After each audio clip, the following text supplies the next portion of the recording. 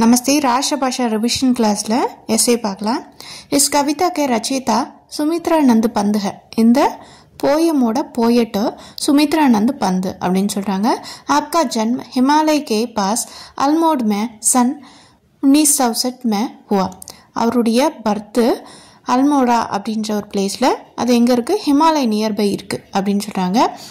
कविंद्र रविंद्र के साथ रहने से रविन्द्रनाथ தாகூர் இருக்கார் இல்லையா, அவர் கூட சேர்ந்து இருக்கும்போது आपका नवीन प्रारंभी அவருக்கு வந்து நியூவான புதிய வந்து ஒரு இன்ஸ்பிரேஷன் அவருக்கு கிடச்சிருக்கு. மகாத்மா காந்திஜி பி பிராரித்வி மகாத்மா காந்தி கூட இவர் இருந்திருக்காரு. ஸோ அவராலையும் இவருக்கு இன்ஸ்பயர் ஆயிருக்காரு. ஸோ இப்போ மகாத்மா காந்தி இன்ஸ்பயர் ஆயிருந்தால் என்ன ஆகும், அவர் அஹிம்சாவாதி இல்லையா. ஸோ அப்போ அந்த கருத்து இவருக்கு வந்திருக்கும். அந்த இதில் இவர் பாட்டு பாடுவார். இஸ் கவிதா மேம் கவி சந்தேஷ் தேத்தி है. இதுக்கு போயம்ல நிறைய நியூஸ் கொடுத்துருக்காரு. जीवन में सुख और दुख दोनों मिक्सन रहना है. லைஃப்பில் ஹாப்பியும் சேடும் கலந்துருக்கணும் அப்படின்னு சொல்கிறாரு. आप सन 1977 में स्वर्ग सितारे இவர் 1977 இறந்துடுறாரு. इस कविता में कवि पंत कहते हैं कि पंतना कविயை தான் குறிக்குது சரியா. जीवन में सुख और दुख दोनों मिक्सन होना चाहिए. ரெண்டும் கலந்துருக்கணும்னு சொல்கிறாரு லைஃப்பில். मुझे सदा के लिए सुख नहीं चाहिए, सदा के लिए दुख भी नहीं चाहिए. எப்பயுமே ஆல்வேஸ் சேடாகவும் இருக்க வேண்டாம், ஆல்வேஸ் ஹாப்பியாகவும் இருக்க வேண்டாம். அப்படி இருந்தால் போராக இருக்கும். ஹாப்பியாகவே இருந்தால் போர் அடிக்கும், அதோட டேஸ்ட்டே தெரியாது சரியா. இப்போது நம்ம ஒரு காரம் சாப்பிட்றோம் அப்படின்னா அதோட தண்ணியோட டேஸ்ட் எப்போ தெரியும், ஒரு ஸ்வீட்டோட டேஸ்ட் எப்போ தெரியும், அதுக்கு ஆப்போசிட்டாக ஏதாவது ஒன்று இருந்தால் தான் அதோட டேஸ்ட்டே தெரியும். இல்லைன்னா அது ஒரு டேஸ்ட்டே இல்லாமல் இருக்கும் சரியா. அந்த மாதிரி சொல்கிறாங்க. சுக் और दुख आंग मिक्सौनी का खेल ही जीवन का आनंदमय बताता है.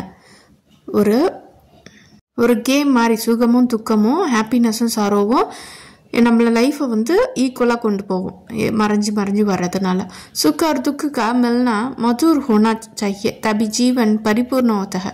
சுகமும் துக்கமும் கலந்துருந்தா தான் லைஃப் வந்து ஃபுல்ஃபுல்லாக இருக்கும், ஸ்வீட்டாக இருக்கும், கம்ப்ளீட் ஆகும்னு சொல்கிறாங்க. जैसा मेघ में छिपा चांद और चांदनी में छिपा मेघ सुंदर लगता है. எப்படி வந்து மேகம் இருக்கு இல்லையா, அதில் வந்து நிலவு மறைஞ்சிட்டு ஒளிஞ்சிக்குதோ திருப்பி அது வெளிப்படுதோ அப்போ அழகாக இருக்கும். ஸோ அந்த மாதிரி இல்லையா.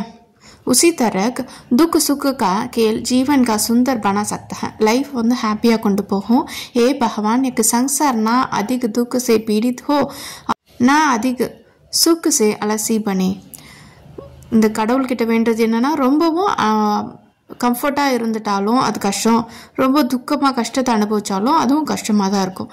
सुख और दुख दोनों सही अनुभव से बांट होने चाहिए. ரெண்டுமே ஒரு கலந்த சரியான ஒரு ரேஷியோவில் டிவைட் பண்ணி இருக்கணும். அதுதான் நம்மளுக்கு லைஃப் வந்து நல்லாயிருக்கும் அப்படின்னு சொல்கிறாங்க.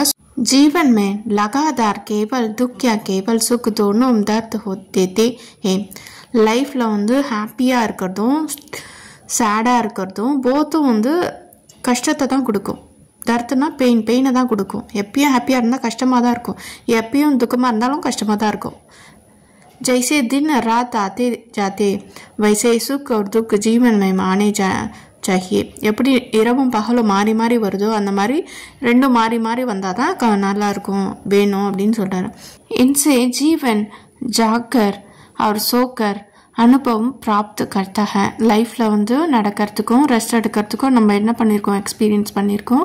அந்த மாதிரி தான், அதாவது ஒரு வாக் பண்ணுறோமா திருப்பி ரெஸ்ட் எடுக்கிறோம், வாக் பண்ணுறோம் ரெஸ்ட் எடுக்கிறோம். ஸோ இப்போ வலி நம்மளுக்கு தெரியும் போது தான் ரெஸ்ட்டோட அருமை தெரியும். ஸோ இப்போ ரெஸ்ட் எடுக்கலாம் அப்படின்னு சொல்லி. ஸோ அப்போ ரெஸ்ட் எடுத்துகிட்டே இருந்தால் அது வலியே இருக்காது. ஆனால் வந்து அது அப்படியே நம்மளை வந்து மாற்றிட்டோம். அதுவே ரெஸ்ட் எடுத்து உடம்பு டயர்டாயிடும். ஸோ என்ன பண்ணாலுமே நம்மளுக்கு ஹாப்பின்றது கிடைக்காது.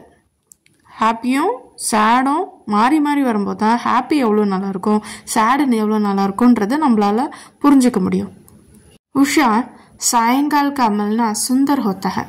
உஷானா நிலவு, அது வந்து ஈவினிங் டைமில் வரும்போது ரொம்ப அழகாக இருக்கும். விரக் மில்னா ஜீவன் கா ஆக்ரஷம் பண்ணாத்தா है.